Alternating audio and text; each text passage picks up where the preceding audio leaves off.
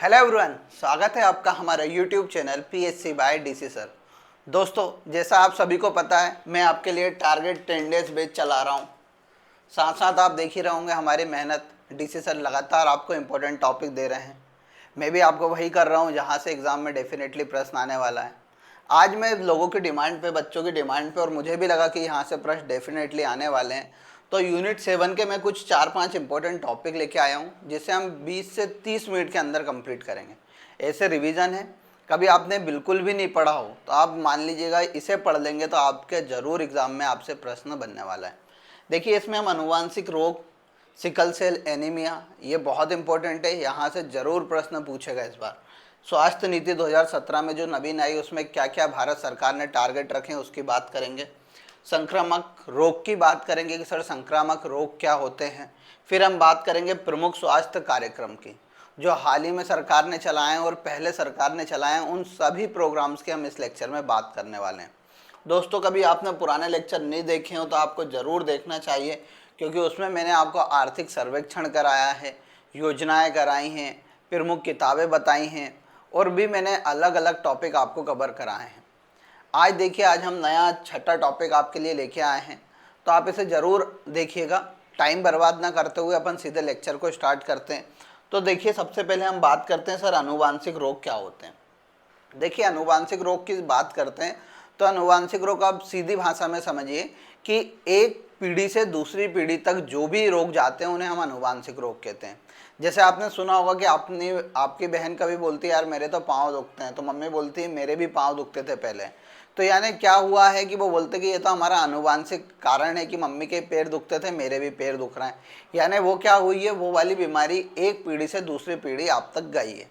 जैसे आप समझिए आपके घर में किसी को शुगर की बीमारी है, ठीक है, उसे बचपन से थी मान लो, ठीक है।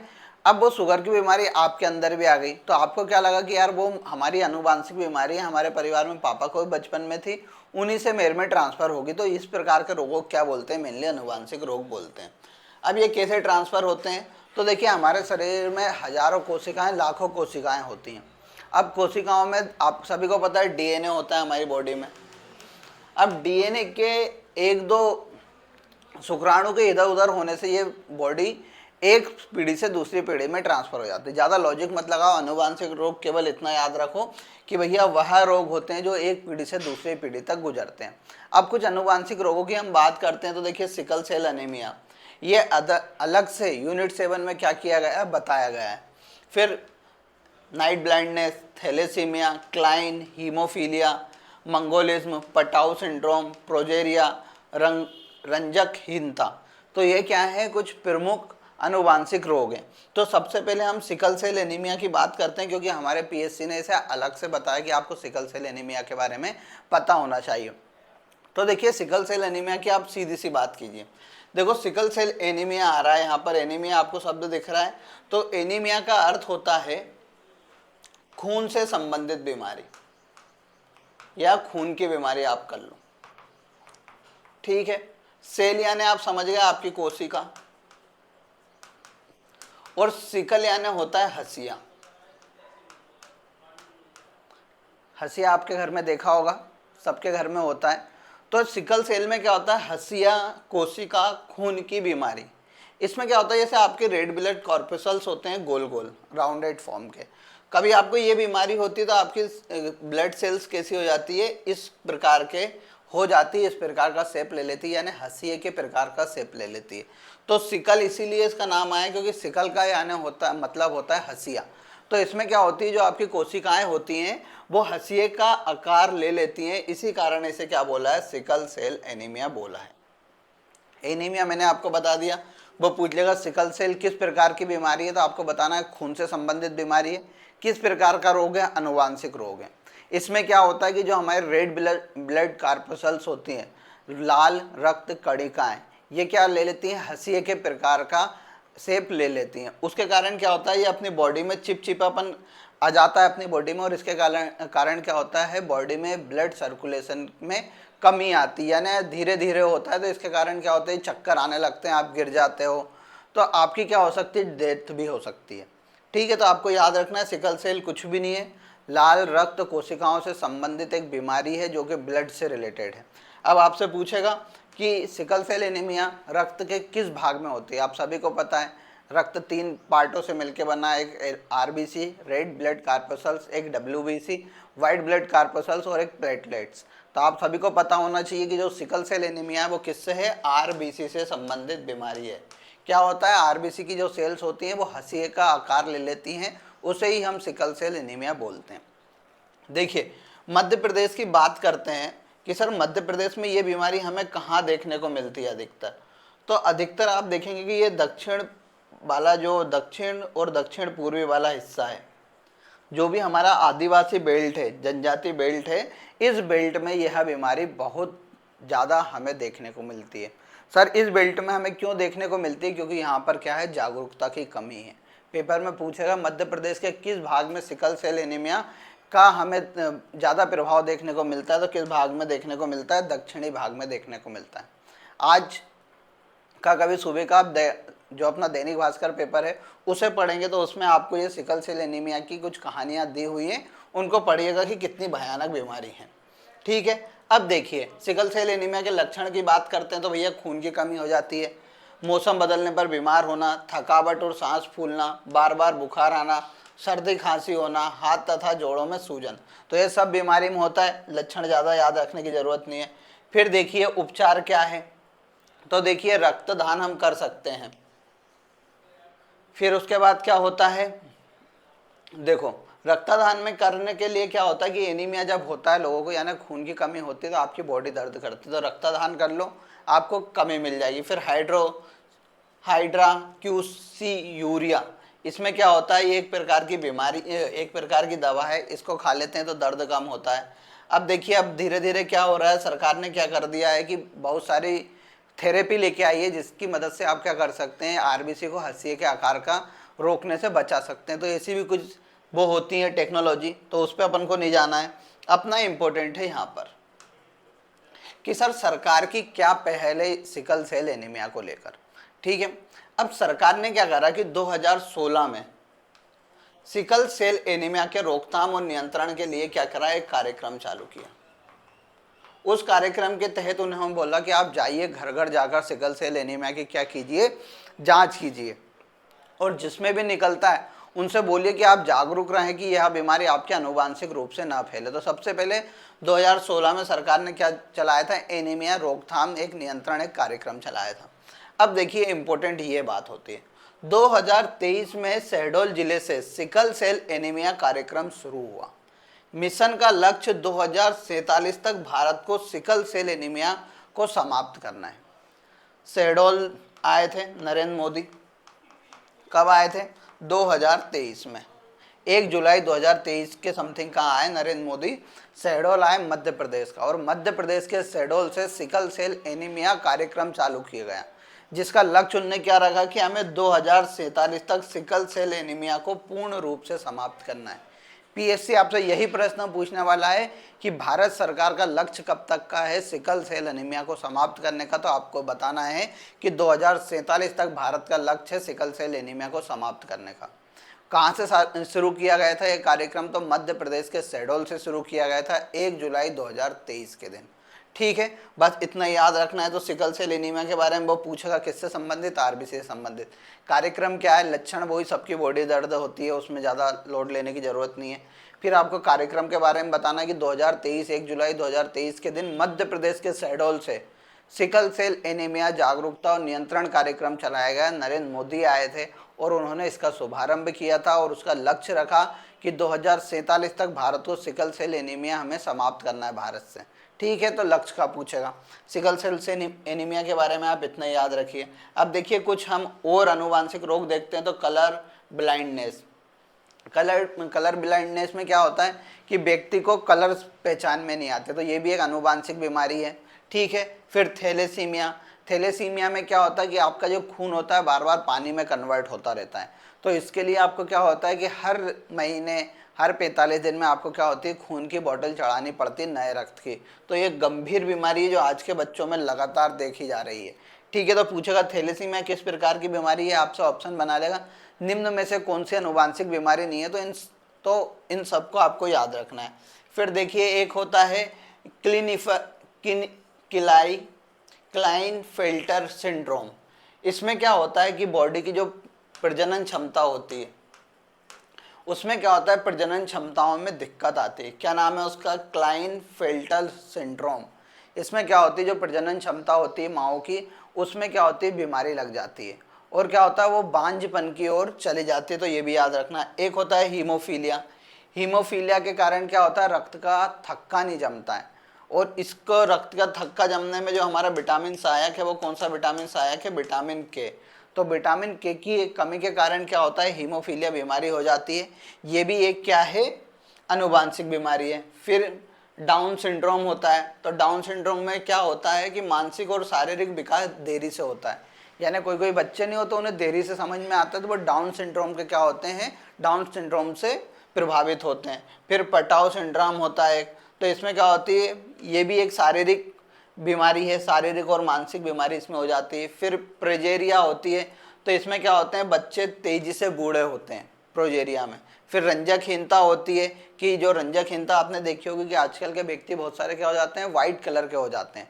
तो वो भी क्या है, एक अनुवांशिक बीमारी है। तो ये कुछ हमने अनुवांशिक बीमारी देखी। अब हम देखते हैं संक्रामक रोग।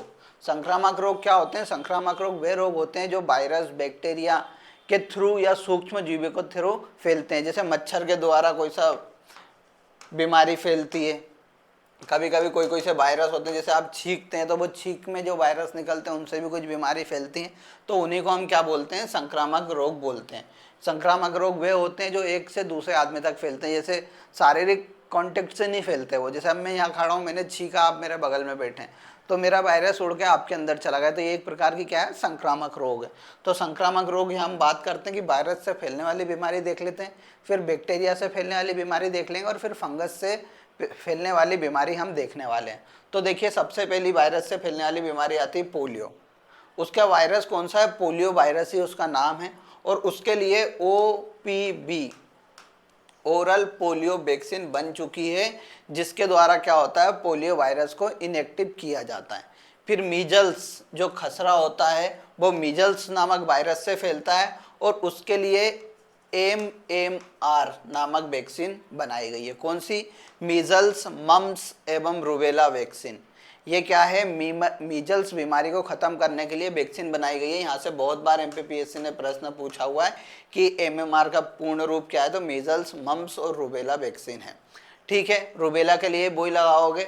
मम्स यानी होते हैं गलसुआ, जो आपके पहले होते थे, यहाँ पर आपने देखा होगा गाल पे एक चिट टाइप की चिपका देते थे, वो क्या था, गलसुआ हुआ करता था, उसे मम्स बोलते थे। फिर चिकन पॉक्स आती है, जिसे हम चेचक बोलते हैं। ये बेरीसेला जोस्टर वायरस से फैलती है। इन वायरस के नाम जरूर याद रखिएगा कि चिकन पॉक्स किससे फैलता है, बेरीसोला जोस्टर वायरस से फैलता है। इसके लिए बेरीसेला नामक वैक्सीन बनाई गई है। फिर हेपेटाइटिस बी होता है, जो हेपेटाइटिस बी नामक वायरस से फैलता है। इसकी हेपेटाइटिस बी की एक वैक्सीन आती है। भारत में विश्व में सर्वाधिक केस हेपेटाइटिस बी के देखे गए हैं, आपको ध्यान रखना है। हेपेटाइटिस ए वायरस से होता है, हेपेटाइटिस ए उसकी वैक्सीन है। फिर रेबीज होता है। रेबीज से में क्या होता है, आपको पानी से डर लगने लगता है, हाइड्रोफोबिया जिसे बोलते हैं। ठीक है, जैसे कुत्ते काट खाते हैं तो उससे रेबीज की बीमारी हो जाती है। तो वो किससे फैलता है, रेबीज वायरस से फैलता है, और रेबीज वैक्सीन उसके लिए वर्तमान में बन चुकी है।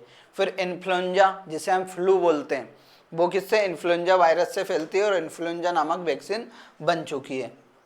अब और देखो, और की बात करते हैं तो जापानी इंसेफ्लाइटिस, तो ये क्या है, एक प्रकार का बुखार आता है इसमें भी, और यह वायरस का नाम भी यही है, और यही वैक्सीन इसमें बनाई गई है। एक है डेंगू वायरस से फैलती है ये, और वर्तमान में इसका कोई भी जो है वैक्सीन इसकी बनी नहीं है। फिर चिकनगुनिया होता है, चिकनगुनिया वायरस से फैलता है, टीका नहीं है इसका भी। फिर देखिए HPV, ह्यूमन पेपिलोमा वायरस, ये भी ह्यूमन पेपिलोमा वायरस से फैलता है, और इसके लिए HPV वैक्सीन बन चुकी है। फिर आया कोविड-19 के वायरस का नाम था SARS-CoV-2, ठीक है, या कोविड भी उसे बोलते थे, और इसके लिए Covaxin, Covishield, Pfizer, biotech, Moderna, ये कुछ वैक्सीन बनाई गई है। फिर रोटा वायरस आता है, तो रोटा वायरस से फैलता है, और रोटावेक नामक उसकी एक वैक्सीन है। फिर देखिए एड्स आता है, HIV का पूर्ण रूप का आपको कमेंट बॉक्स में आंसर देना है। ये किससे फैलता है? HIV वायरस से ही फैलता है, ह्यूमन डिफिशियंसी वायरस से फैलता है, ह्यूमन डिफिशियंसी वायरस से यह फैलता है। फिर मलेरिया आता है, मलेरिया भी किससे? वायरस से होता है। उस वायरस का नाम क्या है? प्लाज्मोडियम नामक वायरस है मलेरिया को फैलाने का। तो ये वायरस से संबंधित कुछ रोग देखे। अब हम देख लेते हैं बैक्टीरिया से संबंधित। तो बैक्टीरिया से संबंधित पहली बीमारी है टीबी। याद रखिएगा, टीबी वायरस से नहीं फैलती है, टीबी किससे फैलती है? बैक्टीरिया। और बैक्टीरिया जन्म काय में लेते हैं? पानी वगैरह में जन्म लेते हैं। आप सभी को पता है, गंदा पानी पियेंगे तो आपको क्या हो जाता है कि पीलिया हो जाता है। तो पीलिया भी एक क्या हो गया, समझ गए। फिर देखिए माइक्रो बैक्टीरियम ट्यूबरक्लोसिस इसका पूर्ण रूप होता है और वायरस का नाम भी यही है। इसके लिए BCG वैक्सीन बन चुकी है। टीबी के लिए आपको याद रखना है, MPPSC पूछ सकता है। फिर डिप्थेरिया होता है जो कैरिनी बैक्टीरियम डिप्थेरिया से फैलता है और इसका डीटेप वैक्सीन इसकी बन चुकी है। अब कुछ फंगस से फैलने वाली बीमारी देख लेते हैं। तो एक्जिमा, गंजापन, दाद, खुजली, दमा, ठीक है, ये कुछ बीमारी काय से होती है? एक फुट रोग हो जाती है। तो ये सब किससे फैलती है? फंगस नामक फंगस से फैलती है। तो ये हमने वायरस और बैक्टीरिया और फंगस से फैलने वाली संक्रामक रोग देख लिए। बस इतना ही याद रखना, पेपर में इतना ही पूछेगा। अब हम बात करते हैं भारत में स्वास्थ्य नीति। स्वास्थ्य नीति क्यों लाएगी भारत सरकार के? भैया स्वास्थ्य के क्षेत्र को हमें लगभग उसमें इम्प्रूवमेंट करना है हर साल, इसलिए स्वास्थ्य नीति भारत सरकार लाती है। तो भारत में पहली स्वास्थ्य नीति आई थी 1983 में। दूसरी स्वास्थ्य नीति आती है 2002 में, ठीक है। फिर तीसरी स्वास्थ्य नीति कब आई है? 2017 में। अभी नवीन स्वास्थ्य नीति आई है और इस स्वास्थ्य नीति के ही हमें आंकड़े याद रखने हैं, पेपर में यही से पूछेंगे। अब देखिए, पहला हम देखते हैं जीवन प्रत्याशा यानी लाइफ एक्सपेक्टेंसी की ये बात करती है कि जीवन प्रत्याशा को हमने कितना बढ़ाना है। तो इसमें बोला गया है कि 2025 तक हम 16.5 वर्ष से बढ़ाकर 70 वर्ष करना है लाइफ एक्सपेक्टेंसी। यानी क्या होती है कि जीवन मनुष्य को जीने की उम्र जो है अभी हमारे यहाँ कितनी है? 67.5 है जो एवरेज आदमी जीता है। भारत सरकार ने बोला उसे बढ़ाकर हमें 70 वर्ष करना है, ठीक है। फिर मातृ मृत्यु दर की बात करी कि अभी हमारे यहाँ मातृ मृत्यु दर कितनी है? 167 है। 1 लाख के ऊपर नापते हैं, आप सभी को पता है मातृ मृत्यु दर। तो उसे 100 तक लाना है, भारत सरकार का ये लक्ष्य है। फिर उन्होंने बोला शिशु मृत्यु दर, तो 1000 जीवित बच्चों पर अभी 34 बच्चे मर जाते हैं। तो भारत सरकार ने बोला कि यह रेट हमें कहाँ तक लाना है? 28 तक लेके आना है, ठीक है। फिर देखिए 5 वर्षों से कम बच्चों की जो उम्र होती है उसमें मृत्यु दर कितनी है? 39,000 व्यक्ति पे। तो उसे भी घटा के भारत सरकार को कितना करना है? 23 करना। यही सब आंकड़े आपसे पूछेगा। ये पूछ लेगा जीवन प्रत्याशा कितनी करने का लक्ष्य रखा गया है 2025 तक। तो आपको याद होना चाहिए कितना कहा है? 70 किया है। फिर देखिए हृदय रोग, मधुमेह रोग, कैंसर के कारण समय पूर्व मृत्यु को भी भारत सरकार ने क्या करा है कि 2025 तक 25% तक कम करना है। टोटल फर्टिलिटी रेट इसका इंपॉर्टेंट है, ये पूछा जा सकता है कि TFR कितना लक्ष्य रखा है भारत सरकार ने स्वास्थ्य नीति 2017 में। तो आपको याद रखना है 2.1 तक लाने का लक्ष्य रखा है 2025 तक। स्वास्थ्य पर सरकारी खर्च की बात करें कि अभी GDP पे 1% से भी कम खर्च होता है हमारे यहाँ। तो भारत सरकार ने बोला उसे ले जाके हम 2.5% तक ले जाना चाहते हैं, ठीक है। फिर बीमारी उन्मूलन के कुछ लक्ष्य रखे हैं भारत ने कि 2017 तक काला ज्वार और फाइलेरिया नामक बीमारी को हमें समाप्त करना है। 2018 तक कुष्ठ रोग को समाप्त करना है। 2020 तक खसरा को, 2025 तक टीबी को और 2030 तक मलेरिया का हमें क्या करना है? समाप्त करना है। तो टीबी का लक्ष्य कितना रखा था? 2025 आपको याद रखना है। और मलेरिया का लक्ष्य कब तक का रखा है भारत सरकार ने? 2030 तक रखा है। इन दोनों का आपको जरूर याद रखना है, पेपर में आ सकता है। फिर भारत सरकार ने टीकाकरण की बात करी कि 2025 तक हम 90% बच्चों का क्या कर देंगे? टीकाकरण करने का इनने लक्ष्य रखा है। तो ये कुछ स्वास्थ्य नीति 2017 के पॉइंट थे। इसमें पूछ लेगा बीमारी उन्मूलन के बारे में, TFR टोटल फर्टिलिटी रेट के बारे में, जीवन प्रत्याशा के बारे में पूछ लेगा, मातृ मृत्यु दर कितनी रखने का लक्ष्य रखा है वो भी पूछ सकता है, ठीक है। अब आगे आइए, आगे हम देखते हैं कुछ स्वास्थ्य प्रमुख योजनाएं जो भारत सरकार द्वारा चलाई गई है। तो पहली आती है राष्ट्रीय स्वास्थ्य बीमा योजना जो 2008 में चलाई गई थी।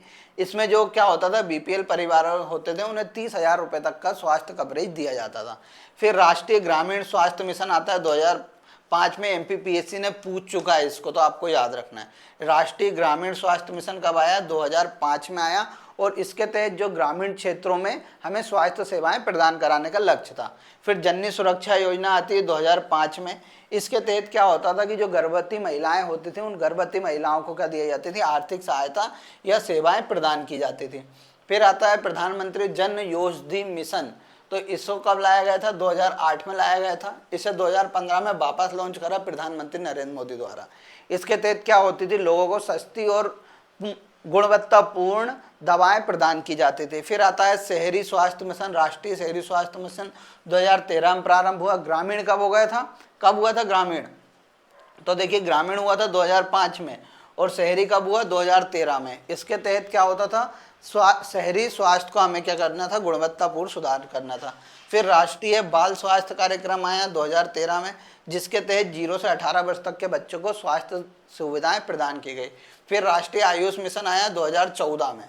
आयुष का पूर्ण रूप पिछली बार पूछे थे, तो क्या होता है, आयुर्वेदिक योगा, ऐसा लिख लीजिए, आयुर्वेद, योगा, यूनानी, सिद्ध और होम्योपैथी। तो ये आयुष का पूर्ण रूप होता है, जो प्रीवियस ईयर में पूछा था। कब आया था मिशन, 2014 में। फिर मिशन इंद्रधनुष आता है 2014 में। इसका लक्ष्य क्या होता है, दो वर्ष से कम जितने बच्चे उनको टीकाकरण करना था। अब आपको बताना है इसमें वर्तमान में कुल कितने टीके शामिल हैं। इसको आप सर्च करके अपनी कॉपी में लिख लीजिएगा, जरूर आएगा। फिर कायाकल्प आती है 2015 में, कायाकल्प योजना, इसको भी स्वास्थ्य सुविधाओं के विस्तार के लिए आते हैं। फिर प्रधानमंत्री मातृ वंदना योजना आती है 2017 में, 1 जनवरी 2017 में। इसमें क्या होता है कि गर्भवती और स्तनपान कराने वाली महिलाओं को क्या दी जाती है, सहायता प्रदान की जाती है, वित्तीय सहायता। और इसको जो लागू करने में पहला राज्य सबसे अच्छे से लागू करा है वो कौन सा है, मध्य प्रदेश राज्य। तो ये भी हाल ही में रिपोर्ट आई थी कि मातृ वंदना योजना में मध्य प्रदेश पहले स्थान पर है। फिर आती है आयुष्मान भारत योजना, आप सभी को पता है कब, 15 अगस्त 2018 को लाल किले से नरेंद्र मोदी ने आयुष्मान भारत योजना की बात करी थी। ये भारत की सबसे बड़ी स्वास्थ्य योजना है, जिसको शुरुआत कब हुई, 23 सितंबर 2018 के दिन इसकी शुरुआत की गई। और इसमें क्या होता था, परिवारों को 5 लाख रुपए तक का फ्री में इलाज प्रदान किया जाता है। ठीक है, तो देखो दोस्तों, हमने यहाँ पर स्वास्थ्य योजनाएं भी देखी। तो देखिए कितने कम समय में हमने कितने महत्वपूर्ण टॉपिक कवर कर लिए। कौन कौन से, आनुवांशिक रोग, संक्रामक रोग, स्वास्थ्य नीति और साथ साथ स्वास्थ्य कार्यक्रम। ये 4 टॉपिक से आपके पेपर में जरूर प्रश्न आएगा। सिकल सेल एनीमिया जो अलग से दिया है वो भी मैंने आपको कवर कराया है। ठीक है, कल मैं एक और महत्वपूर्ण टॉपिक लेके आऊँगा। वो आज मैं डिसाइड करूँगा कि मेरे को कौन सा पढ़ाना है। और आप भी बता सकते हैं सर हमें इसको और एक और बार कवर करा दिए, जिससे हमारा और अच्छा रिवीजन हो जाएगा। ठीक है, तो इसी तरह लगातार बने रहिए, शेयर कीजिए, हमारी मेहनत पे पूरा विश्वास रखिए। मैं आपको बता रहा हूँ यहाँ से प्रश्न बाहर नहीं जाएगा, क्योंकि आपने अच्छे से पढ़ लिया तो। और यह डाटा सफिशिएंट है 7th यूनिट के लिए। ठीक है, तो देखिए 7th यूनिट में ये करा दिए मैंने 4 टॉपिक। इससे पहले उपग्रह भी मैंने आपको पढ़ा दिए थे। इसरो की प्रमुख संस्थाओं के बारे में हमने बात करी थी, प्रमुख संस्थाएं भी पढ़ाई थी। सर ने आपको प्रदूषण वगैरह के बारे में पढ़ाया, तो 7वीं यूनिट भी हमने लगभग समाप्त करा दिए। आप इस टॉपिक को देख लें, इसके बाद उपग्रह वाला टॉपिक देख लें, और एक दिनेश सर ने जो आपको टॉपिक पढ़ाया था आप उसे भी कंप्लीट कर लें। ठीक है, बने रहिए इसी तरह। धन्यवाद।